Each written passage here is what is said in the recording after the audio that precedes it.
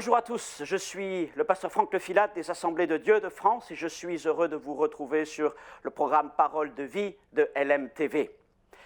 N'avez-vous jamais ressenti, par amour pour le Seigneur, d'accomplir un geste excessif, déraisonnable, au-delà des normes et particulièrement au-delà des normes religieuses?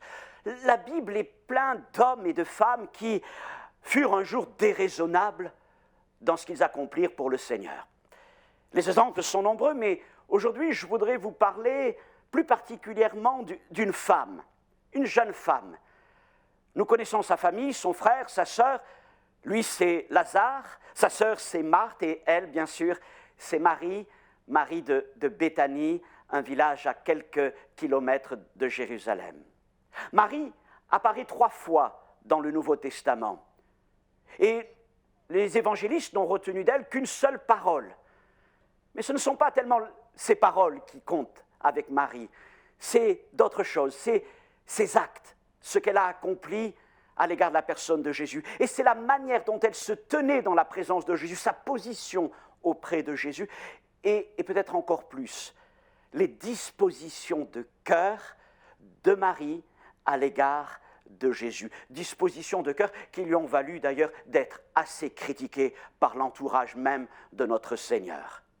Alors aujourd'hui, je voudrais vous inviter à retrouver avec moi l'histoire de Marie telle qu'elle nous est rapportée par l'évangéliste Marc au chapitre 14 à partir du verset 3. Comme Jésus était à Béthanie, dans la maison de Simon le lépreux, une femme entra pendant qu'il se trouvait à table. L'évangéliste Jean nous dit que cette femme était Marie, la sœur donc de Lazare et de Marthe. Elle tenait un vase d'albâtre qui renfermait un parfum de nard pur de grand prix. Et ayant rompu le vase, elle répandit le parfum sur la tête de Jésus. Quelques-uns exprimèrent entre eux leur indignation. À quoi bon perdre ce parfum? On aurait pu le vendre plus de 300 deniers et les donner aux pauvres. Et ils s'irritaient contre cette femme. Mais Jésus dit, laissez-la. Pourquoi lui faites-vous de la peine? Elle a fait une bonne action à mon égard, car vous avez toujours les pauvres avec vous et vous pouvez leur faire du bien quand vous voulez, mais vous ne m'avez pas toujours. Elle a fait ce qu'elle a pu et elle a d'avance embaumé mon corps pour la sépulture.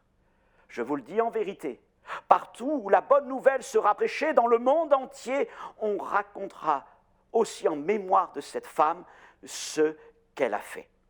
Et Judas Iscariote, l'un des 12, alla vers les principaux sacrificateurs afin de leur livrer Jésus. Ce soir-là, nous sommes dans un temps merveilleux. Jean nous dit que dans la maison d'un certain Simon, le lépreux, peut-être un lépreux que Jésus a guéri, se sont retrouvés Jésus et ses amis. Et comme à son habitude, Marthe a tout préparé pour que le repas soit le mieux organisé possible. Et puis il y a là Lazare que Jésus a ressuscité, et il y a là tous les apôtres. Quelle merveilleuse soirée, quel repas extraordinaire, quelle convivialité. Et puis tout à coup, une jeune femme, certainement une adolescente, rentre dans la pièce où les convives sont réunis, et là, elle va accomplir un geste unique, un geste saisissant. Elle tient donc dans ses mains un joli flacon d'albâtre, un flacon de parfum. Et dans ce flacon, il y a en effet un parfum de grand prix, un parfum de nard pur, parfum extraordinaire. Et le texte raconte comment Marie brisa le flacon du parfum, et déversa tout le parfum sur la tête de Jésus.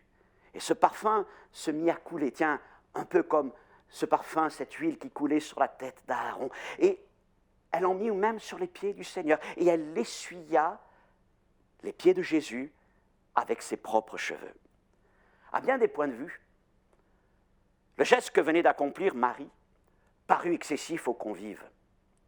Et je vais vous dire, c'est vrai que ce geste avait quelque chose de déraisonnable. Certains vont même dire d'extravagant. Marie, qu'est-ce que tu viens de faire là?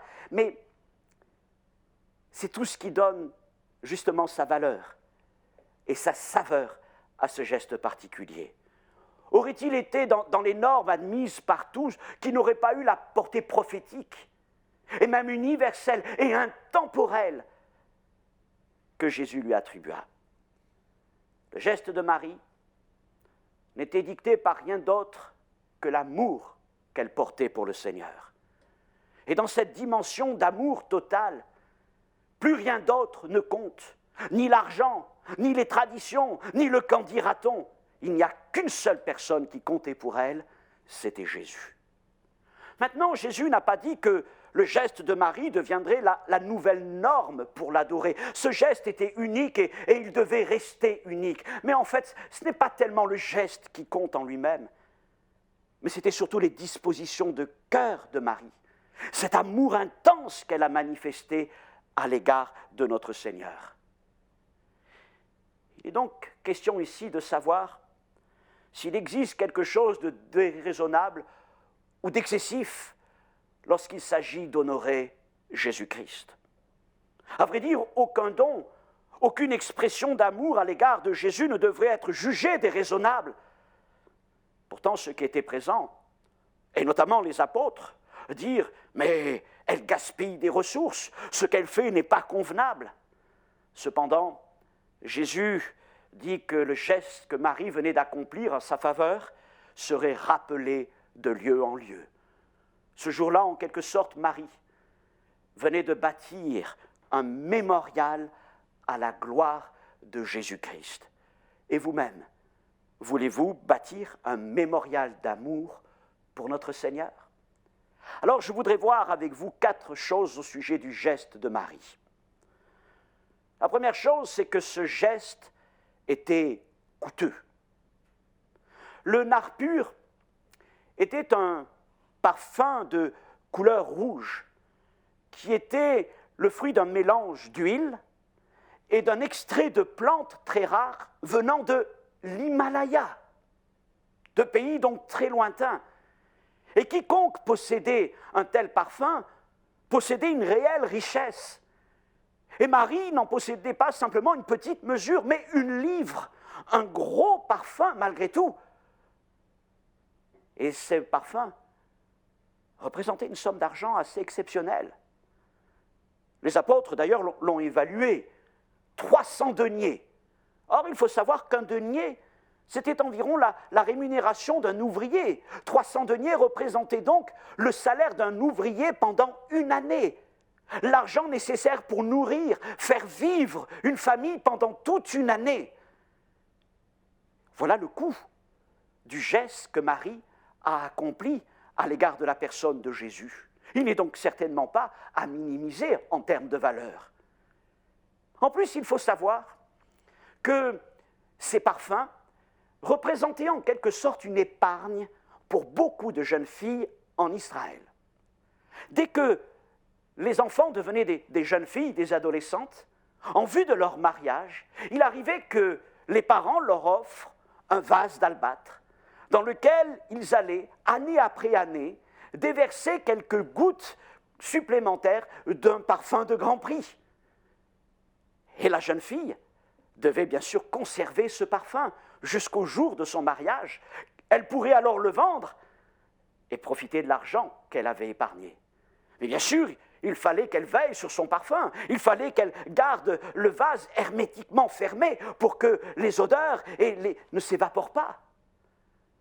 C'était donc un parfum d'une grande valeur pour cette jeune femme, pour Marie. Et donc, au jour où elle a rompu le flacon et déversé tout le parfum sur Jésus, elle venait en quelque sorte de dilapider toute son épargne. Tout ce qu'elle avait accumulé depuis quelques années était maintenant déversé sur le Seigneur. Et face à tout cela, les remarques très vite ont commencé à monter. Les observateurs étaient indignés. Mais que d'argent perdu! Que d'argent perdu! Eux, ils ne voyaient pas les motivations de Marie, ils ne voyaient que le résultat. Pour eux, c'était de l'argent qui s'évaporait. Mais Marie, qu'as-tu fait? Quel geste inconsidéré! Tu n'as pas réfléchi, quelle bêtise! N'as-tu pas calculé ce que ton geste représente? Le point, c'est que Marie n'avait rien calculé. Elle n'avait pesé ni le pour, ni le contre, elle n'avait pris conseil de personne, elle ne s'était pas enquise de savoir si elle pouvait faire cela. Marie avait suivi en quelque sorte l'impulsion de son cœur. Elle avait laissé parler ses sentiments, peu importe le coût. L'argent, bon, c'est les autres qui en avaient pensé, qui avaient calculé, elle, non, c'est pas elle. Pourquoi ? Ah, je sais peut-être que la manière dont je vais dire les choses va vous surprendre. Mais je crois que Marie était une femme amoureuse, une jeune femme amoureuse, amoureuse de Jésus. Je parle d'un amour pur, d'un amour premier, d'un amour véritable. Elle ne voyait, elle ne considérait qu'une personne, Jésus. Pour elle, il était la personne la plus importante, la plus précieuse. Ce flacon d'albâtre rempli de parfums, de nappe pure, n'était rien comparé à lui, mais elle était la chose la plus importante, la plus précieuse qu'elle pouvait lui offrir. Jésus était au-dessus de tout. Son amour pour lui dépassait tout. Et le reste n'avait pas d'importance ou de valeur comparé à lui.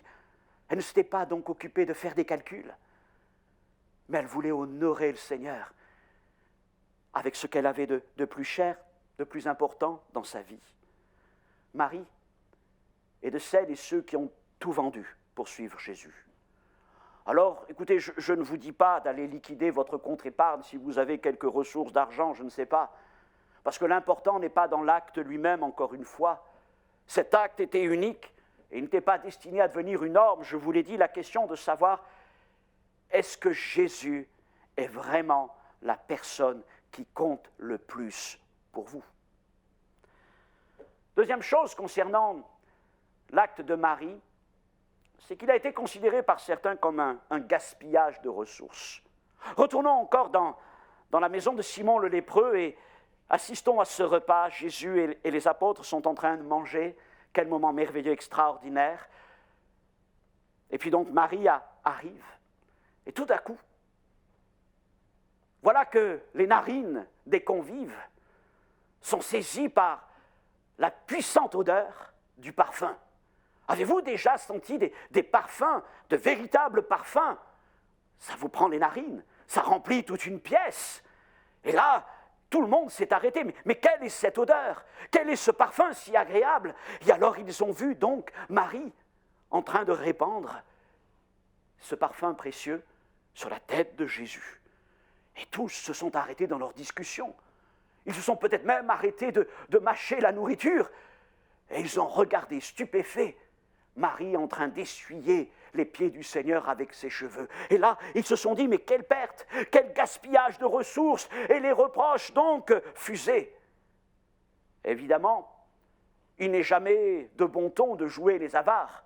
Alors les apôtres ont essayé de se justifier, mais on aurait pu vendre ce parfum plus de 300 deniers et le donner aux pauvres. Autrement dit, on aurait pu nourrir une famille pendant 1 an. Jésus est parfumé, mais les pauvres ont le ventre vide. Mais Jean précise, concernant des apôtres Judas, ce n'était pas à cause des pauvres qu'il était en souci, mais surtout à cause de lui, parce qu'il était celui qui tenait les cordons de la bourse en quelque sorte. Et il y a donc une grande différence entre Marie, c'est que Marie ne calculait pas la dépense, ne regardait pas à l'argent, ne regardait pas à ce qu'on pourrait appeler du gaspillage. Oh, Judas, lui, par contre, était très près de toutes ces pièces de monnaie. Pourquoi? Marie aimait Jésus, mais Judas s'aimait lui-même. Et nous-mêmes, dans notre relation avec le Seigneur, qui aimons-nous vraiment? Aimons-nous Jésus jusqu'au point de nous donner tout entier à lui, et voire même d'entendre des gens nous faire des reproches en disant « mais tu gaspilles tes ressources, tu gaspilles tes biens, tu gaspilles ton temps, tu gaspilles ton énergie, tes talents pour Jésus, alors que ça pourrait te rapporter ou ceci ou cela. » Mais vous savez, souvent ceux qui parlent ainsi ne se soucient ni des pauvres, ni de Jésus, mais se soucient d'eux. Parce que leur talent, leur richesse et tout ce qu'on peut imaginer, ce n'est pas pour les autres, mais c'est pour eux. Et ils en veulent toujours plus. Mais Marie, ce qu'elle voulait avant tout, c'était Jésus. Donc là où les critiques ne voient que gaspillage, perte, l'amour, lui, ne voit que remerciement, que passion, que geste à accomplir par amour pour le Seigneur. Troisième chose concernant ce geste, c'est un geste au-delà des traditions et de la bienséance commune. Parce que ce n'est pas simplement la perte du parfum qui posait un problème pour certains. Mais je dirais c'est aussi le geste même que Marie a accompli. Pas le fait de oindre la tête de Jésus ou même de verser du parfum sur les pieds du Seigneur, parce que ça c'était assez courant. On pratiquait ce genre de choses, on lavait les pieds des invités et on les parfumait. Donc ça c'était acceptable par tous, il n'y avait pas de problème vis-à-vis de ça. Mais là où Marie a en quelque sorte dépassé les limites de la bienséance, c'est lorsqu'elle va essuyer les pieds de Jésus avec ses cheveux. Les femmes juives, à l'époque de Jésus, comme encore aujourd'hui pour beaucoup d'entre elles, ne montrent pas leur chevelure en public. Aujourd'hui, elles portent pour beaucoup des perruques, en tout cas pour les femmes de familles orthodoxes juives, et à l'époque de Jésus, elles se couvraient lorsqu'elles sortaient. Et aussi, elles nouaient leur chevelure. Autrement dit, quand Marie va accomplir ce geste en public à l'égard du Seigneur, elle va faire quelque chose que les femmes réservaient d'habitude à leur mari. C'était simplement à l'intérieur de leur maison qu'elles enlevaient les foulards, mais c'est aussi simplement que pour leur mari qu'elles dénouaient leurs cheveux. Et c'est pourtant le geste que Marie a fait. Et pour les gens qui étaient là à ce repas, ce geste, comprenons-le, était un geste intime. C'était un geste sensuel, un geste qu'une femme ne réservait que pour son mari. Et là, les gens ont été choqués. Cependant, Jésus ne retira point ses pieds. Il demeura silencieux et il la laissa faire. Mais encore une fois, ce ne fut pas le cas des convives, les apôtres en tête. Marie était allée trop loin et elle devait l'entendre, même si cela devait la blesser. Et ils en arrivaient à s'irriter contre elle. « Marie, pourquoi tu as fait cela? Marie, ça ne se fait pas !» Oh, combien de fois il arrive dans nos églises qu'à l'égard de quelqu'un débordant d'amour, de passion pour le Seigneur, et accomplissant un geste qui nous paraît au-delà des normes admises dans nos assemblées ou dans nos coutumes ou dans la vie chrétienne, on vienne avec un esprit pour redresser, bien sûr, mais on vienne pour blesser. Tu n'aurais pas dû agir comme ça, tu n'aurais pas dû parler comme cela, tu n'aurais pas dû faire ainsi. Mais Jésus, lui, laissa faire. Et il demeura silencieux. Et ce n'est pas à Marie qu'il s'adressa, mais c'est à tous ceux qui étaient là et qui l'a condamné. Et voici ce qu'il leur dit, elle a fait ce qu'elle a pu. Elle a fait une bonne action à mon égard. Et il rajouta même que le geste que Marie venait d'accomplir aurait une portée prophétique universelle. On racontera partout, dans le monde entier, là où la bonne nouvelle sera prêchée, ce que cette femme a accompli. On n'oubliera jamais son geste. D'ailleurs, et c'est significatif, le geste de Marie est raconté dans la plupart des évangiles, ce qui est très rare. Mais les évangélistes ont vraiment été marqués par ce que Marie venait de faire. Et tout le monde s'en souvient encore. Vous savez, un acte d'amour déraisonnable, excessif, sera toujours incompris par les hommes prisonniers de leur sagesse ou de leur religion. Ils diront toujours « Oh, c'est au-delà de la bienséance, c'est au-delà des comportements habituels, c'est au-delà des traditions. » Et même, j'en suis convaincu, ils rajouteront « Oh, c'est certain, Dieu ne peut pas être dans ces choses-là. »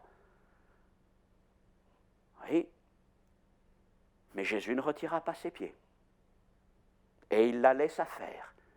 Et je vais vous dire, si pour le Seigneur vous avez un geste d'amour extraordinaire, il vous laissera faire. Il ne dira rien, il ne retirera pas ses pieds, mais il vous bénira en retour. Et le fait est, c'est que les hommes sages, les hommes qui sont tempérés, équilibrés, eux se rappelleront aussi le geste que vous avez accompli. Tout comme les évangélistes se sont souvenus du geste de Marie qu'ils avaient pourtant critiqué au moment où elle le fit. Dernière chose concernant le geste de Marie, il était irréversible. Si Marie était venue dans la pièce et s'était approchée de Jésus avec son flacon de parfum et qu'elle avait pris soin de le déboucher et puis de verser sur la tête de Jésus quelques gouttes comptées, mesurées, posées délicatement sur lui, bien encore une fois, les choses se seraient bien passées, personne n'aurait rien dit et aurait même trouvé cela tout à fait raisonnable et de bon ton et certainement un très bel acte. Seulement, Marie n'est pas de celles qui pouvaient se contenter de compter les gouttes et de les mesurer. Et donc, quand Marie s'est approchée de Jésus, sa passion pour lui, son amour pour lui était tellement fort qu'elle ne pouvait pas simplement enlever le bouchon du flacon de parfum, mais pour elle, il n'y avait pas d'autre moyen d'exprimer cet amour que de rompre le col du parfum d'albâtre et verser tout ce qu'il contenait sur la tête du Seigneur. Parce qu'il est évident qu'une fois qu'elle avait brisé le flacon, il n'y avait pas de possibilité de revenir en arrière. Le flacon était perdu et maintenant il n'y avait plus qu'une chose à faire, c'est à déverser toute l'huile, tout le parfum qui était là, contenu dans ce vase qui était devenu inutile. Elle ne pourrait plus le conserver, elle n'avait qu'à le répandre tout entier, mais justement c'est ce qu'elle voulait et je suis convaincu que Marie a déversé jusqu'à la dernière goutte tout ce que ce beau flacon avait contenu de parfum. Alors oui, encore une fois, c'était un geste excessif et c'était aussi un geste qui ne s'accomplit qu'une fois. Elle ne pourrait pas le reproduire, oui, mais c'est un geste aussi qui change la vie pour toujours. Pas plus qu'elle n'avait calculé la dépense, Marie n'avait compté les gouttes et mesuré l'action qu'elle venait d'accomplir. Mes frères et sœurs, mes amis, par la grâce du Seigneur, nous sommes un vase d'albâtre. En nous-mêmes, nous sommes fragiles. En nous-mêmes, nous n'avons pas de grande valeur. Mais le Seigneur a déversé en nous un parfum de grand prix, son Esprit Saint. L'Esprit de Jésus vit en nous. Et ce parfum vaut plus que tous les trésors du monde. Oui, c'est l'Esprit du Seigneur. Et l'apôtre Jacques écrit même que Dieu est jaloux de l'Esprit qu'il fait vivre en nous. Et la question est de savoir quel type de vase sommes-nous? Quel type de vase sommes-nous entre les mains du Seigneur? Sommes-nous des vases intacts, bien fermés, gardant le précieux parfum, comme pour dire, Seigneur, tu m'as donné des talents, des dons, tu m'as donné ton esprit, et voici, je veille précieusement, je veille jalousement sur cet esprit que tu as mis en moi, alors je fais bien attention à tout cela. Vois-tu, Seigneur, je me préserve, je me garde. Mais je vais vous dire, au jour où le Seigneur jugera nos actions, il dira, mais qu'as-tu fait de ce que je t'ai donné? Qu'as-tu fait de mon esprit? Qu'as-tu fait de mon appel? Qu'as-tu fait de mes talents? Qu'as-tu fait des dons que je t'ai accordés? Mais Seigneur, je les ai gardés. Et le Seigneur dira, tu es un serviteur méchant.